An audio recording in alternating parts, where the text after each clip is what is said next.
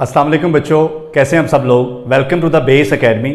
बच्चों, जैसे कि आप जानते हैं, मैं हूं अदील अख्तर। सबसे पहले तो बहुत बहुत best of luck for your upcoming exams और ख़ास तौर पे फॉर फिज़िक्स।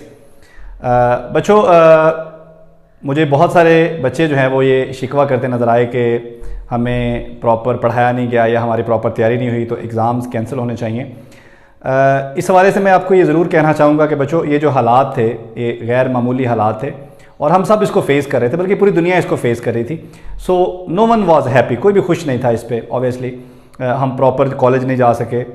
हमने कोशिश की ऑनलाइन जो है वो उसको कवर करने की सिलेबस को, लेकिन चूँकि हम इस सिस्टम से फेमिलियर नहीं थे, बल्कि हमारे जो बैकवर्ड एरियाज़ थे वहाँ पर तो बच्चों के पास एंड्रॉयड फ़ोन्स भी नहीं थे। मुझे अच्छी तरह याद है कि हम बच्चों को कॉलेज बुला के, जिन दिनों कॉलेज बंद थे, हम बच्चों को कॉलेज बुला के USB में उनको लेक्चर दिया करते थे कि भाई ये आपने सुनने हैं। तो हमने टीचर्स ने बहुत कोशिश किया, ठीक है, जिन दिनों कॉलेज ओपन थे सिलेबस भी कंप्लीट कराया, बहुत अच्छी तरह से टेस्ट भी लेने की कोशिश की। तो मैं आपसे कहूँगा कि बी ब्रेव, ठीक है, अब बहादुर बने, ठीक है, अल्लाह ने आपको मौका दिया है, टाइम दिया है, ठीक है, कोशिश करें। जी बच्चों, तो हम बात कर रहे थे एग्ज़ाम की, तो अब मैं आपसे कहना चाहूँगा कि बी ब्रेव, बहादुर बने, ठीक है। आप उन लोगों जैसे ना बने जो अपनी नाकामियों को हालात पे डाल देते हैं, ठीक है। बच्चों, आप जितने भी दुनिया में कामयाब लोग हैं, अगर आप उनकी ज़िंदगियों का मुताला करें तो आपको पता चलेगा ये वो लोग थे जो अपनी नाकामी को किसी दूसरे पे नहीं डालते थे, बल्कि अपनी नाकामी का बोझ ये खुद उठाते थे और फिर उसको बेहतर करने की कोशिश करते थे।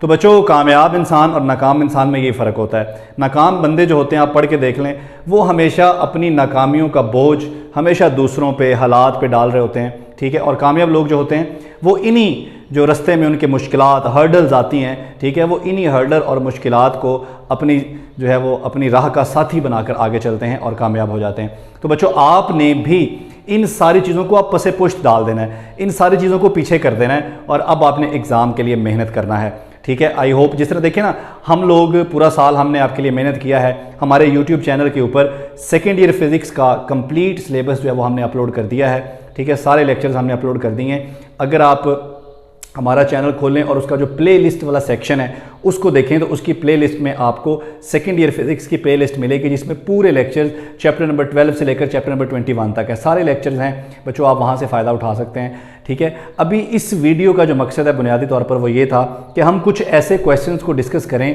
जो एक्सरसाइज के अलावा होते हैं। बच्चों, आपको पता है कि हमारा जो पेपर आता है उसमें 44 मार्क्स के शॉर्ट क्वेश्चंस होते हैं, तो एक बड़ा हिस्सा, एक मेजर पोर्शन होता है शॉर्ट क्वेश्चंस का हमारे पेपर के अंदर। अगर हम सबसे पहले इनको तैयार कर लें तो हमारा आधे से ज़्यादा पेपर जो है वो सॉल्व हो जाता है। और वो बच्चे जो मेरे जैसे हैं, जिन्होंने सिर्फ पास होना होता है, उनके लिए तो शॉर्ट क्वेश्चन ही बहुत जो है वो बड़ी चीज़ है, वो तो खाली शॉर्ट क्वेश्चन से ही पास हो सकते हैं। लेकिन आप जैसे जो अच्छे बच्चे हैं, ठीक है, चूँकि उनको फुल मार्क्स लेने होते हैं, इसलिए उनको सारी चीज़ों को मद्देनज़र रखना होता है। तो बच्चों, कुछ क्वेश्चन जो है पेपर के अंदर वो आते हैं एक्सरसाइज से, वो अपने स्मार्ट सिलेबस के मुताबिक करने हैं। वो तो अंडरस्टूड है कि एक्सरसाइज में अगर 10 में से 8 क्वेश्चन करें वो तो 8 ही करने हैं। बच्चे पूछते हैं कि सर इसमें से इंपॉर्टेंट बताएं, तो वो सारे इंपॉर्टेंट हैं जो एक्सरसाइज में है, वो सारे इंपॉर्टेंट है, वो आपने सारे ही करने हैं। वो बहुत ज़्यादा नहीं है, कोई 200 सवाल नहीं है, अगर आप उनको गिने तो वो बहुत थोड़े बनते हैं।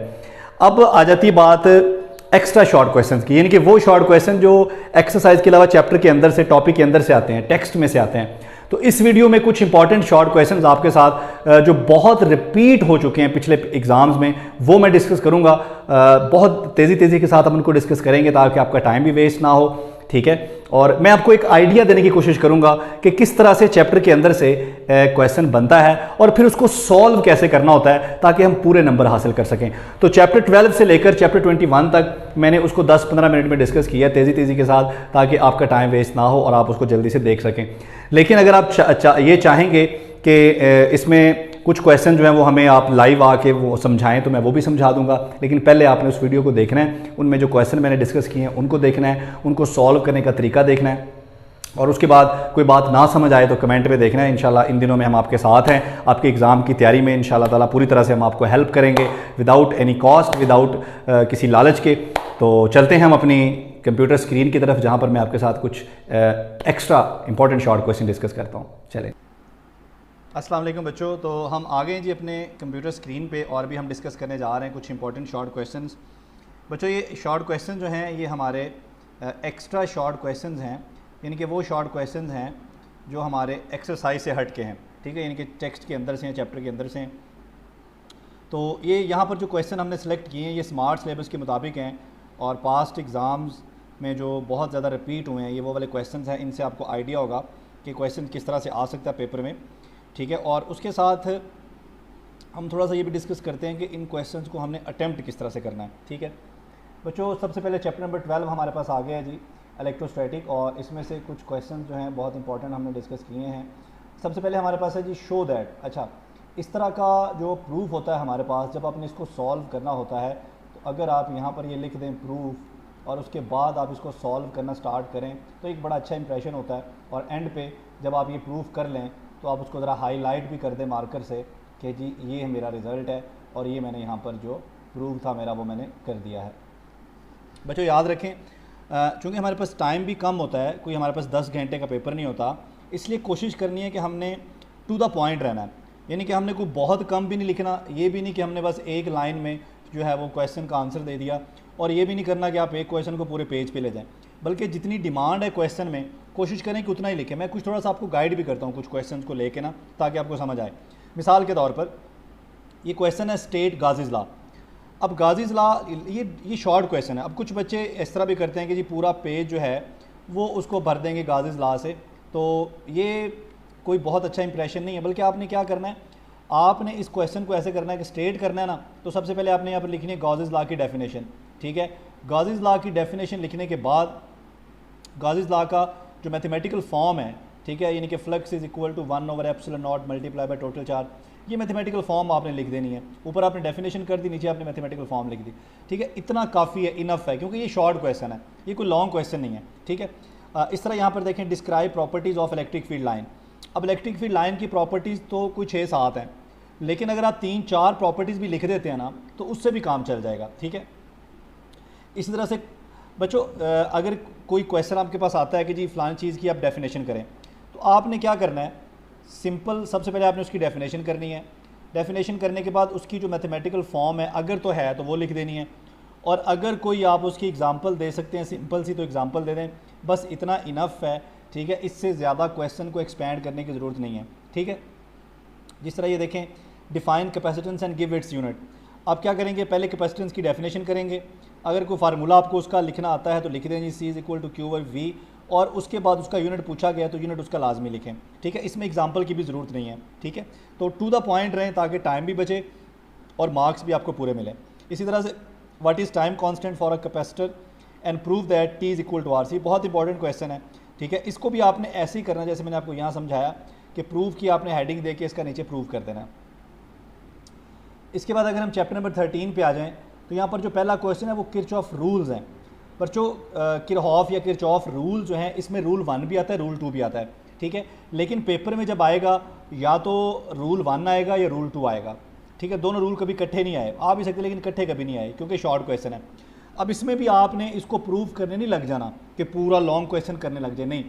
आप किरहॉफ अगर फर्स्ट रूल पूछा गया ना, आप उसकी डेफिनेशन लिखें, डेफिनेशन लिखने के बाद उसकी नीचे मैथमेटिकल फॉर्म लिख दें कि sum of all the currents along a close circuit is equal to 0, और उसके नीचे आप छोटी सी लाइन लिख देंगे जी दिस लॉ जो है this is according to the law of conservation of charge, ठीक है। इसी तरह जो सेकंड रूल है वो law of conservation of energy, ठीक है। तो इस तरह से करके आपने उसको मुख्तसर और जामिया, यानी कि टू द पॉइंट रहना है, बहुत कम भी नहीं लिखना और बहुत एक्स्ट्रा भी नहीं लिखना, ठीक है जी।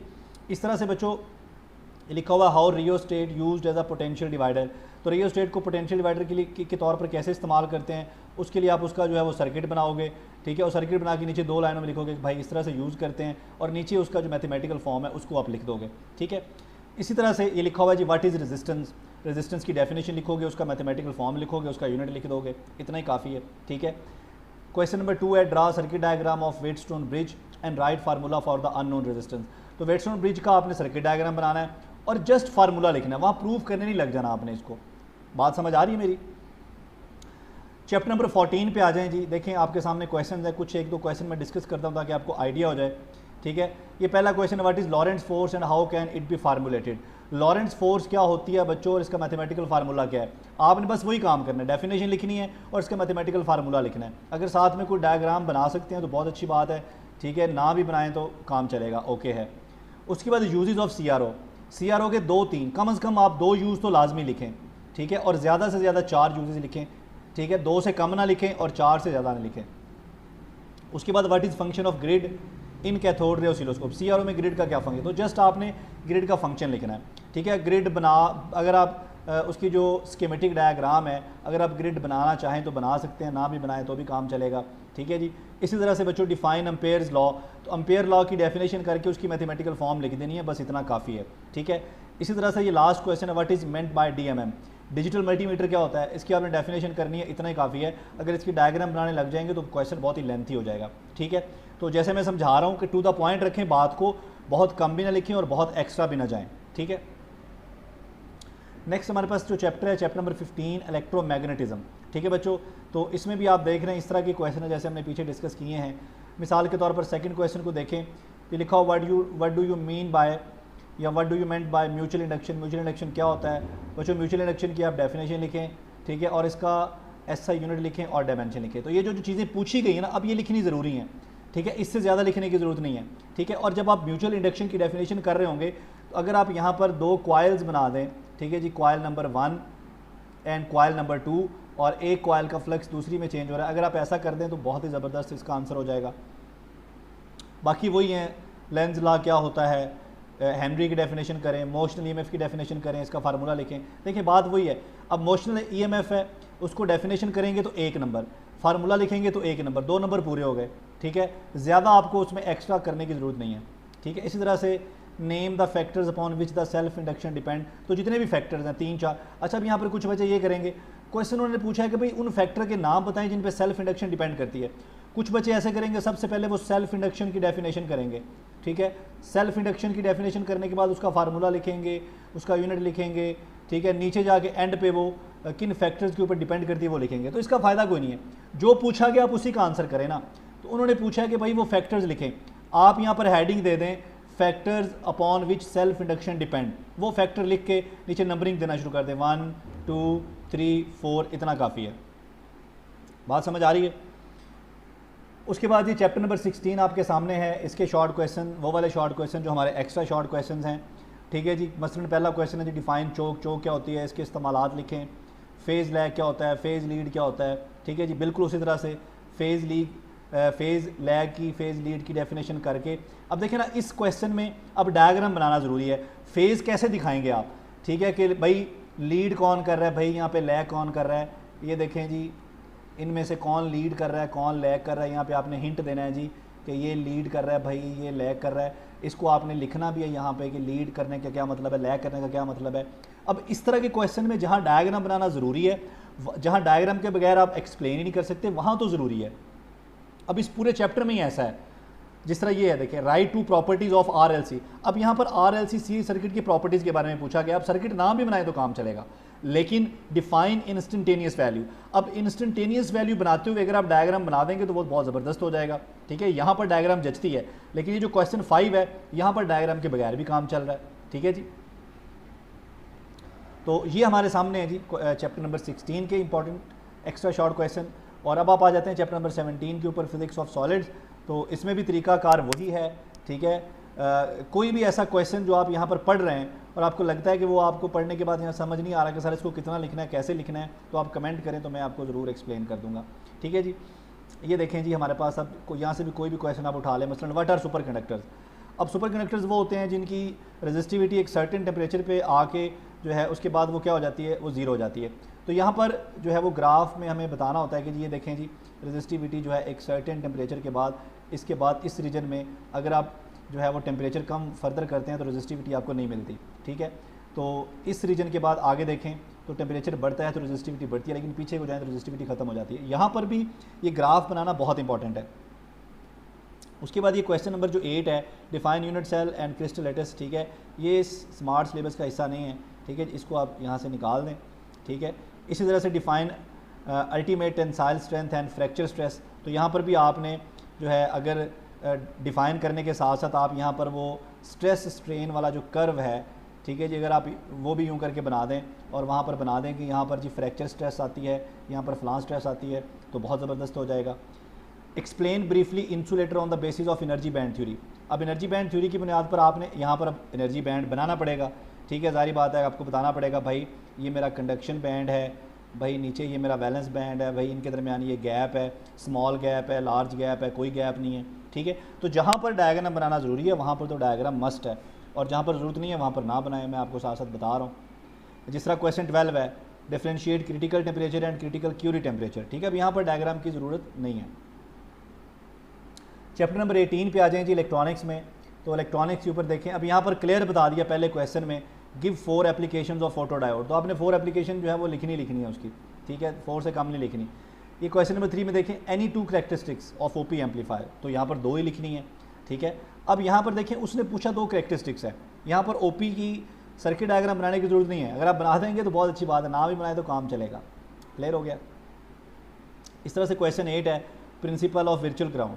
तो आपने क्या करना है जी, वर्चुअल ग्राउंड का प्रिंसिपल लिखना है। ठीक है, और उसके बाद उसकी जो उससे जो गेन हम निकालते हैं, ठीक है जी, इन्वर्टिंग एम्पलीफायर की, वो आपने निकाल के दिखानी है। ठीक है, यहाँ पर भी बगैर डायग्राम के काम चल जाएगा। क्वेश्चन 6 में देखें, draw input and output wave form of half wave and full wave rectifier. अब यहाँ पर क्या पूछा गया कि भाई हाफ वेव फुल वेव की जो है वो डायग्राम बनाएं। तो यहाँ पर आपने बनाना, ये देखें जी, ये हमारा इनपुट वोल्टेज है, ये हमारा आउटपुट वोल्टेज है। ठीक है, ये हमारा हो गया हाफ वेव, और नीचे आप फुल वेव बना दें कि भाई ये हमारा फुल वेव है। ठीक है, बस इतना ही बनाना है आपने, यही आपका क्वेश्चन आपसे पूछा गया। उसके बाद क्वेश्चन नंबर 19 हमारे पास है जी, डॉन ऑफ मॉडर्न फिजिक्स। ठीक है, तो ये भी आपकी तरह डॉन है, डॉन ऑफ मॉडर्न फिजिक्स नहीं है, ये आपकी तरह का डॉन है।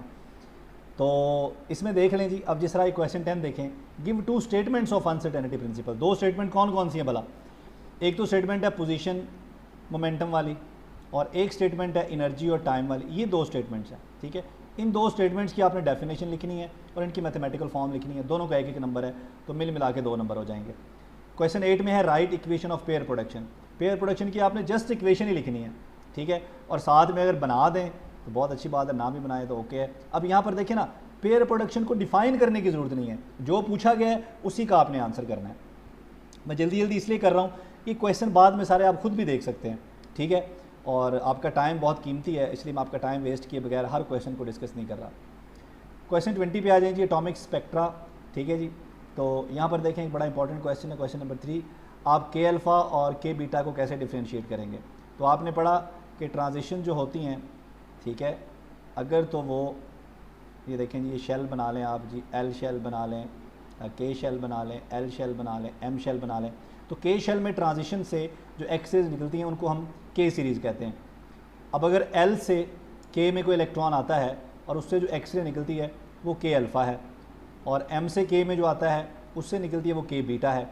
अब एक तो देखें इनमें जो एक बुनियादी फ़र्क है वो किस चीज़ का फ़र्क है, वो एनर्जी का फ़र्क है, क्योंकि के बीटा जो है ये इसमें इलेक्ट्रॉन ज़्यादा लॉन्ग जंप ले रहा है, क्योंकि के और एम शेल इन 2 स्टेट का जो एनर्जी डिफरेंस है वो के और एल की एनर्जी डिफरेंस से ज़्यादा है। तो एक तो यहाँ पर फ़र्क आप बता सकते हैं कि दोनों की एनर्जी में फ़र्क है। फिर आप ये बता सकते हैं कि ट्रांजिशन जो है वो डिफरेंट शेल से हो रही है, इसलिए के अल्फ़ा और के बीटा में फ़र्क है। और यहाँ पर ये डायग्राम बन जाए तो बहुत ही खूबसूरत हो जाएगा। इसी तरह से ये देखें, define excitation energy and ionization energy. ठीक है, यहाँ पर डेफिनेशन से काम चल जाएगा, डायग्राम बनाए तो ज़बरदस्त है, ना भी बनाए तो ज़बरदस्त है। ठीक है, क्वेश्चन 1 में देखें, सम यूजेस। अब सम में कम से कम 2 तो लिखें लाजमी, मेडिसिन में और इंडस्ट्री में। ठीक है, एक मेडिसिन में एक इंडस्ट्री में, और ज़्यादा से ज़्यादा 4, यानी कि 2 मेडिसिन से लिख दें और 2 इंडस्ट्री से। बेहतर तो ये है कि 2 मेडिसिन से लिख दें, 2 इंडस्ट्री से लिख दें, ताकि पूरे 2 नंबर आपको मिल जाएँ। ठीक है जी। इसी तरह से क्वेश्चन 2 है, स्टिम्युलेटेड इमिशन और स्पॉन्टेनियस इमिशन, इनमें फ़र्क है। देखें, ये भी डायग्राम बनाए बगैर अच्छा एक्सप्लेन नहीं होता, तो इसमें भी डायग्राम लाजमी बनाएं। इसके बाद हमारा जो लास्ट चैप्टर है जी, न्यूक्लियर फिज़िक्स। ठीक है, यहाँ पर आ जाएँ जी। तो एक क्वेश्चन आपके सामने है, बिल्कुल जो हमारा तरीक़ाकार होगा वो पिछले चैप्टर्स वाला ही होगा। हमने क्वेश्चन को पढ़ना है, ठीक है, पढ़ के हमने उसके मुताबिक आंसर करना है। देखिए क्वेश्चन 13 मेरे सामने आ रहा है, फिशन और फ्यूजन रिएक्शन में को डिफ़ाइन करना है। अब जस्ट उसने क्या डिफ़ाइन करें, अब फिजन को डिफ़ाइन करें, मतलब दरमियान में यूँ करके आप ऐसे लाइन लगा दें, एक साइड पे आप फिजन लिख दें और एक साइड पे आप फ्यूजन लिख दें। इससे डेफिनेशन भी हो जाएगी, दोनों के थोड़ा फ़र्क भी हो जाएगा। यहाँ पर डेफिनेशन कर दें, यहाँ पर डेफिनेशन कर दें। ठीक है, डेफिनेशन करने के बाद अगर एक एक 2 इनकी करैक्टरिस्टिक्स आप लिख देते हैं, टाइम है तो ज़बरदस्त है, वरना डिफ़ाइन से भी काम चल जाएगा। अगर एक एक करैक्टरिस्टिक लिख दें तो बहुत ही अच्छा हो जाएगा। क्लियर हो गया जी। तो बच्चों, ये थे हमारे कुछ इंपॉर्टेंट शॉर्ट क्वेश्चन जो कि बेस करते हैं पिछले एग्ज़ाम्स के ऊपर, स्मार्ट सिलेबस के मुताबिक हैं ये। इनसे एक तो आपकी रिवीजन होगी और दूसरा आपको आइडिया होगा कि जो एक्स्ट्रा शॉर्ट क्वेश्चन यानी कि वो शॉर्ट क्वेश्चन जो चैप्टर के अंदर से आते हैं, ठीक है, उन शॉर्ट क्वेश्चन को किस तरह से अटैम्प्ट किया जाता है। आई होप कि ये वीडियो आपको बहुत हेल्प करेगी। अगर कोई बात आप पूछना चाहते हैं तो आप कमेंट करें, इंशाल्लाह मैं लाइव आपके आके भी ये क्वेश्चन आपको समझा दूँगा। थैंक यू, अल्लाह हाफ़िज़।